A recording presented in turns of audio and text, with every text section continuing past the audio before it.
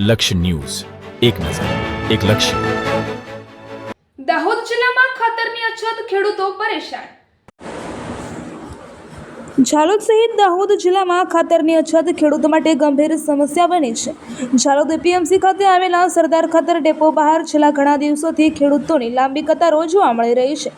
ખાતર મેળવવાની આશાએ ખેડૂતો વહેલી સવારથી જ 4 વાગ્યાથી જ ડેપો બહાર પહોંચીને લાઈનોમાં ઊભા રહી જાય છે. લાંબા સમય સુધી રાહ જોવી પડતી હોવાની ખેડૂતો પોતાના ચપ્પલ અને અન્ય સામાન મૂકીને લાઈનમાં નંબર જાળવી રાખતા જોવા મળી રહ્યા છે.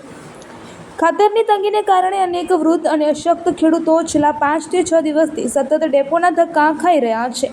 દરરોજ ખાતર મળવાની આશાએ આવતા ખેડૂતોને નિરાશ થઈને પરત ફરવું પડી રહ્યું છે.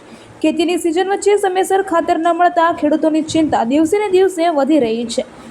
ગામડાઓમાંથી આવતા ગરીબ અને આર્થિક રીતે પછાત ખેડૂતોને દરરોજ ડેપો સુધી આવવા જવાનો ખર્ચ પણ સહન કરવો પડી રહ્યો છે. કેટલાક ખેડૂતો તો ઉછીના પૈસા અને રૂપિયા લઈને ખાતર મેળવવા માટે પ્રયત્ન કરી રહ્યા છે, પરંતુ પૂરતો જથ્થો ન ઉપલબ્ધ થવાથી તેઓ ખાલી હાથે પરત ફરી રહ્યા છે, જેના કારણે ખેડૂતોમાં ભારે રોષ અને નિરાશા જોવા મળી રહી છે.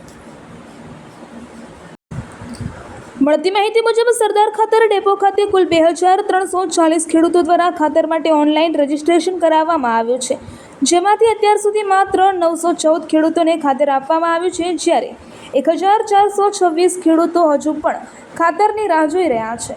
આ સ્થિતિ વચ્ચે અનેક પ્રશ્નો પણ ઊભા થઈ રહ્યા છે. જો માત્ર ઓનલાઈન રજીસ્ટ્રેશન કરાવનાર ખેડૂતોને જ ખાતર આપવામાં આવી રહ્યું હોય તો એવા ભોળા અને અશિક્ષિત ખેડૂતોનું શું, જેઓ ઓનલાઈન પ્રક્રિયા પૂર્ણ કરી શકતા નથી?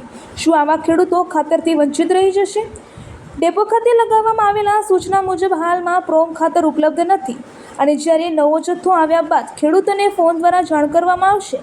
તેમ છતાં ખાતરની આશાએ ખેડૂતો દરરોજ ડેપો સુધી પહોંચી રહ્યા છે, અને જેના કારણે ગૂંચવણ અને અસંતોષનું વાતાવરણ સર્જાઈ રહ્યું છે.